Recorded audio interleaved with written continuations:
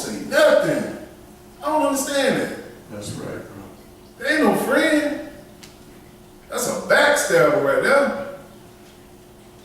Go ahead. Verse 5. Moreover, I will deliver all the strength of this city, and all the laborers thereof, and all the precious things thereof, and all the treasures of the kings of Judah will I give into the hand of their enemies. Yes, sir. Which shall spoil them, and take them, and carry them to Babylon. Israel going into slavery again because they would not listen to Jeremiah's prophecy that God gave him. He said the king of Babylon, which is Nebuchadnezzar, coming down there and take all y'all and put y'all in slavery. He coming. Because you won't listen to the messenger. Go ahead. And thou, Pashur, and all that dwell in thine house shall go into captivity. And thou shalt come to Babylon, and thou shalt die, and shalt be buried there, thou and all thy friends, to whom thou hast prophesied lies. Can you imagine somebody telling you gonna die and where you gonna be buried at?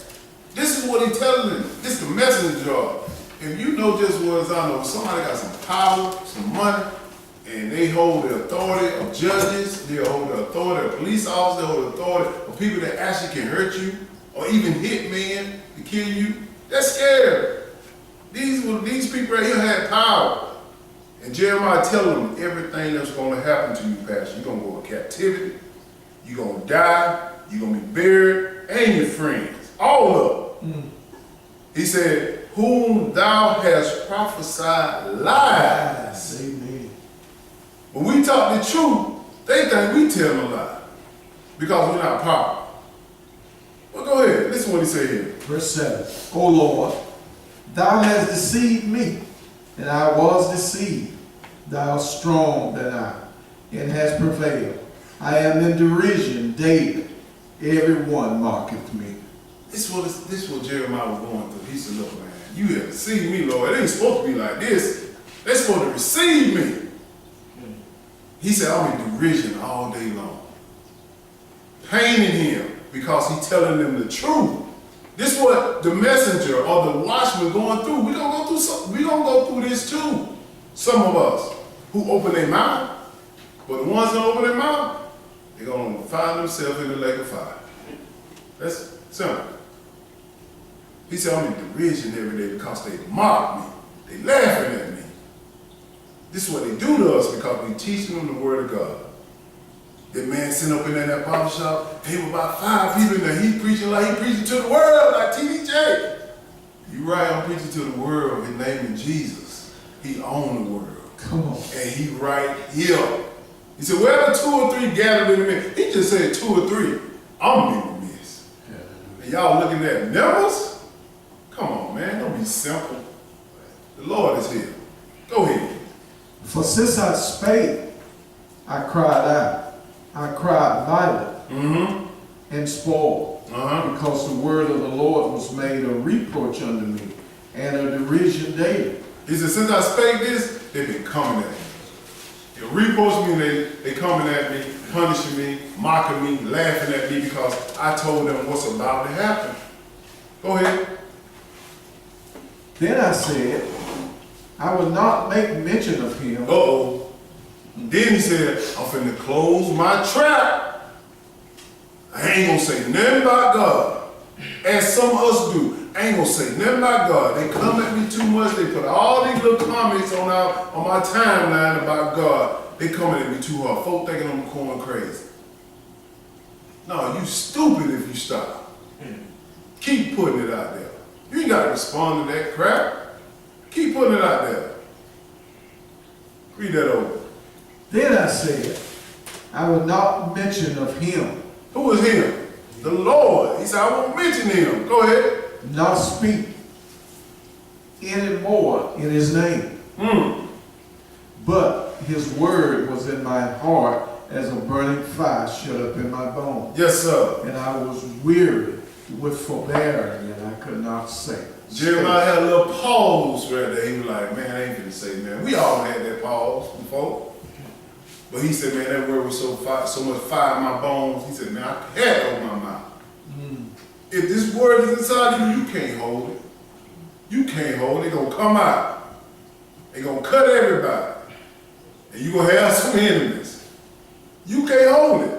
If it's truly in you, but if it ain't in you, you'll hold it all day long. That's right.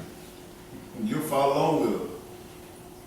Blind leading the blind. What they going to do, LC? All falling in ditch. Yes, sir. Go ahead. Verse 10. For I heard the defaming of many, feel on every side, report, say they. He said, I heard the defaming of many, feel every side. And that's what I tell you about the weapon that's going to form up. It's going to be forming up against you because you're telling the truth. Don't fear that. He's going to deliver you. And most of all, if you lose your life doing what God tell you to do, so be it. You know you got a spot in the kingdom. But if you fearing that, you might lose your life and you go into the lake of fire. Because eventually they're going to hurt you. Yes. Go ahead. For I heard the defaming of many, feel on every side, report, say they, and we will report it. All my familiar watched, all my familiars watched for my halting, saying, peradventure he will be enticed, and we shall prevail against him, and we shall take our revenge on him. Shall take our revenge on him. This is what Jeremiah is seeing. He perceiving. They coming on every side there. They messing with it, poking it, talking about it. But Jeremiah said, it's like fire in my bone. I can't let this ride. I know what's at stake here. God called me from my mother's womb that this is what's going to happen. But we got a whole bunch of soft Christians right now. Soft. You're scared of everything. Scared somebody gonna leave you. Scared somebody gonna talk to you. Scared because you ain't popular. Just scared. You right, bro. I'm on the island, baby. I know it. This is what you gotta be. You gotta learn how to live by yourself. If you don't know how to live, you can't adapt to the world by yourself, you're gonna be a sad soul. Somebody gonna easily take you to the lake of fire. You gotta adapt to this thing. Because very few gonna what? Very few gonna make it. Very few gonna fight. That's right. Listen what he said here. Go ahead. Verse 11. The Lord is with me as a mighty, terrible one. The Lord is with me. He said, but the Lord is with me as a mighty, terrible one. You don't know who you messing with.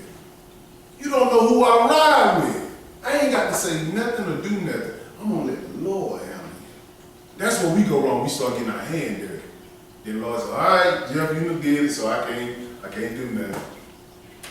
I had a perfect plan to destroy him real quick, but you went out there, got your hand dirty, you done messed with him. All right, so be it.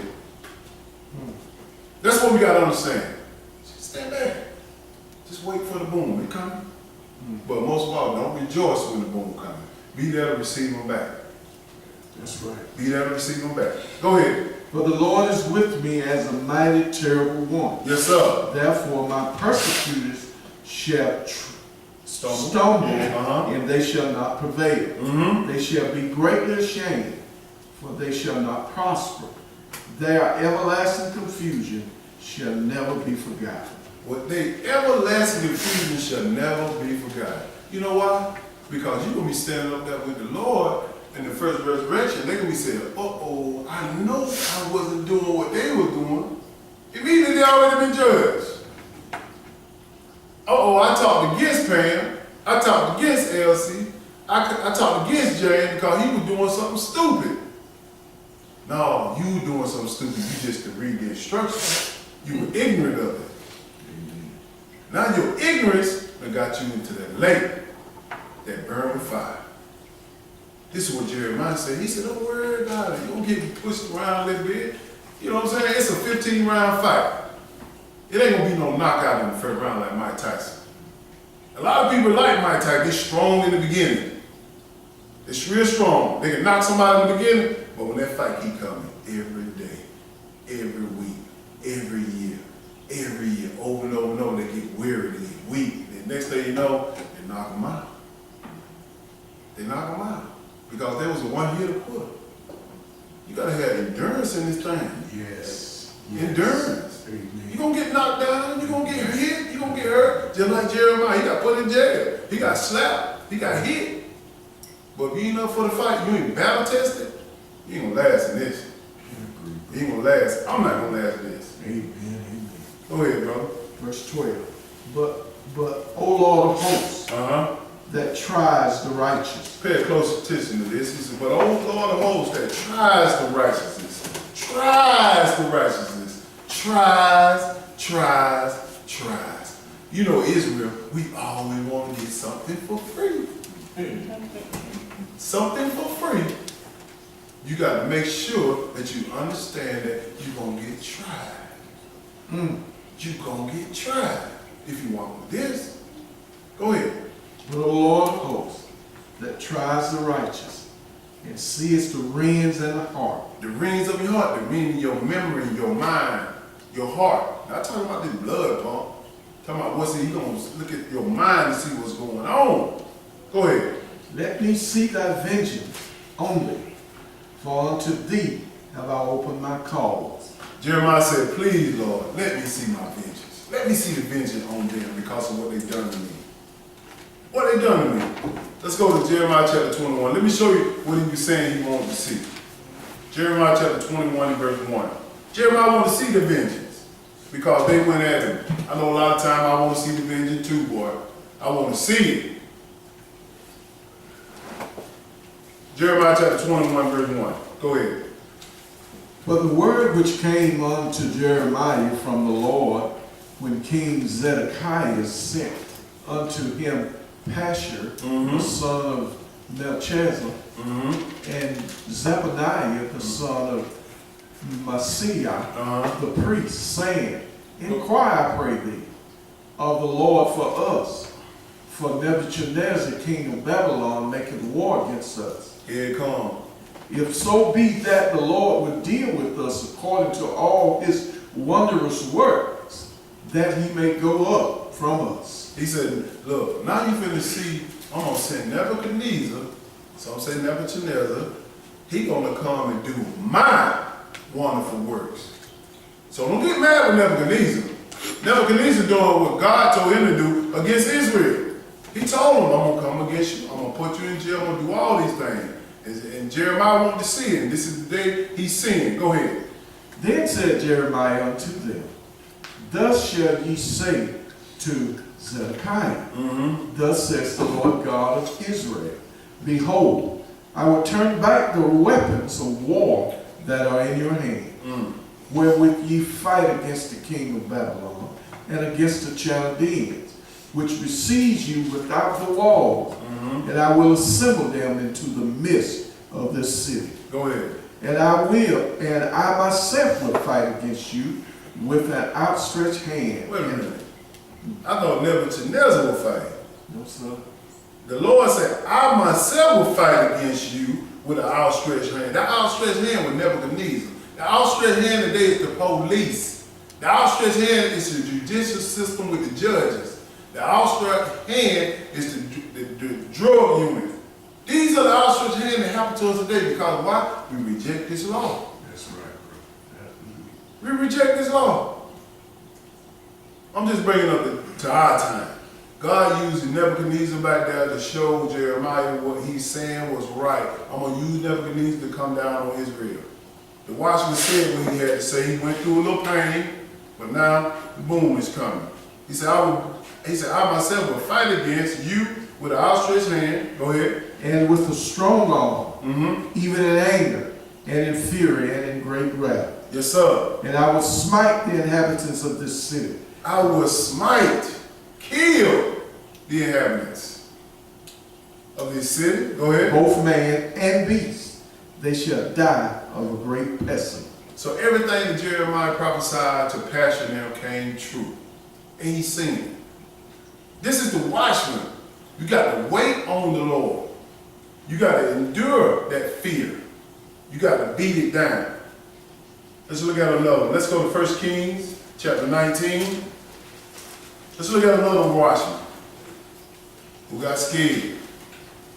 Got scared of a woman. A great watchman too. God worked mighty works through him. He got scared of a woman. Come on, man.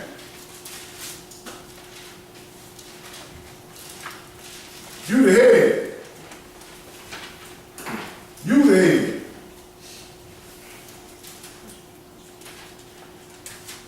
First Kings chapter 19 verse 1. This was rain.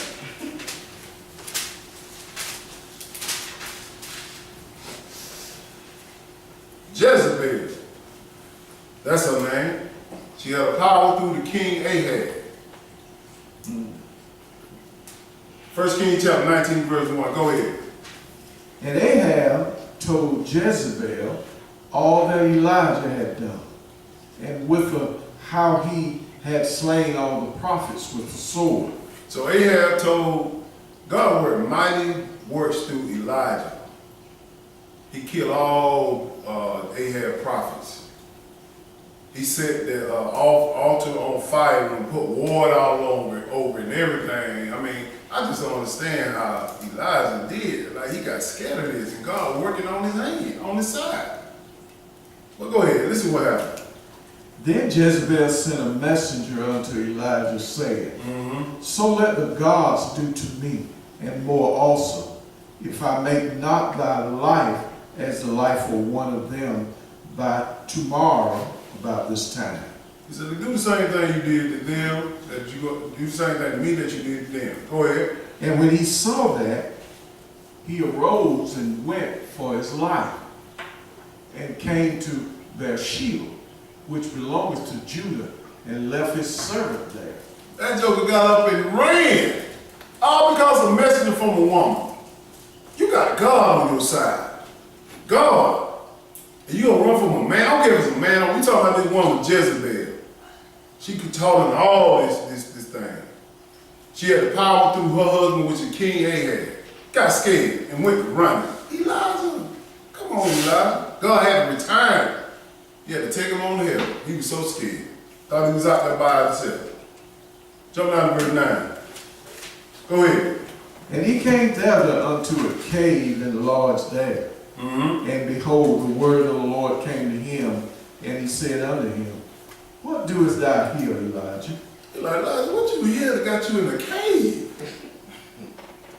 She wrote a letter to him, he went to run. Go ahead. And he said, I have been very jealous for the Lord God of hosts. For the children of Israel have forsaken thy covenant, thrown down thine altars, yes, sir, slain thy prophets with the sword, and I, even I only, am left, and they seek my life to take it away. He said, Lord, I'm the only one left. So I ran. Elijah, you weren't paying attention. God's going to tell you he got prophets in every generation. You just got to learn how to stand alone. Don't be afraid when this thing hit. He ran. I'm just showing you the pros and cons of him being it got soft because of what a woman wrote a letter to him, what she going to do to him. Come on, man. Jump down to verse 15. Go ahead. And the Lord said unto him, Go, return on thy way to the wilderness of Damascus. And when thou camest, anoint Hazael to be king over Syria. He said, look, go do this one thing for me. I'm going to go ahead and take you off until, I'm going to take you off until the second heaven. And this is when Elijah went on. He didn't go to the third heaven now, where Jesus and the Father and the angels are. He took him after this. But he said, look, just tell him this and anoint this king. And believe me, what Jezebel did, what Jezebel did to his prophets and the people of God, he gonna use his mighty powerful brother Jehu to bring them all down. Verse 16. And Jehu, the son of Nimshi, shall thou anoint to be king over Israel. And Elisha, the son of Shaphat, of Abilam-Hulah, shall thou anoint to be prophet in thy room. Remember how Elisha said, Elijah, I want a double portion when you go up? He said, if you see me go up, you'll get it. So Elisha took over for Elijah. And he told him before he leave, anoint Jehu. He gonna be my hit man for this woman. Go ahead. And it shall come to pass that him that escapeth the sword of Hazel shall Jehu slay. And him that escapeth from the sword of Jehu shall Elisha slay. Elisha gonna slay. So he got some real men of God right here.